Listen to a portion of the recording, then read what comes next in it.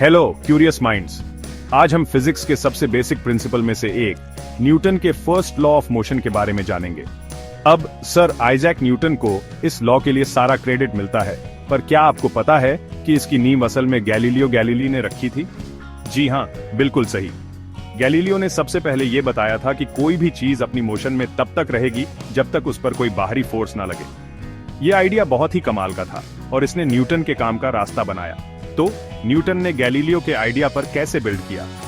1787 में पब्लिश हुई अपनी फेमस किताब प्रिंसिपिया मैथमेटिका में न्यूटन ने मोशन के अपने 3 लॉ बताए।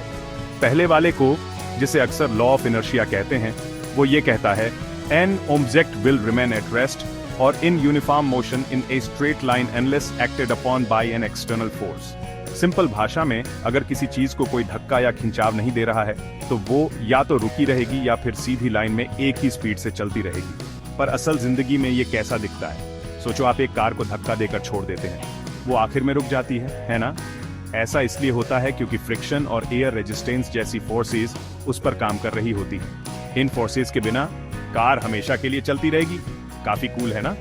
न्यूटन ने गैलीलियो के कमाल के आइडिया लिए और उन्हें अपने एक्सपेरिमेंट्स के साथ मिलाकर ये बेसिक लॉ बनाया।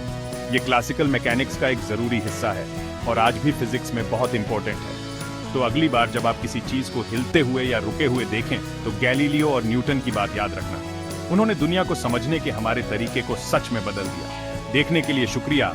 लाइक, शेयर और सब्सक्राइब करना मत भूलना और ऐसे ही मजेदार साइंस कंटेंट के लिए बने रहो। Stay curious.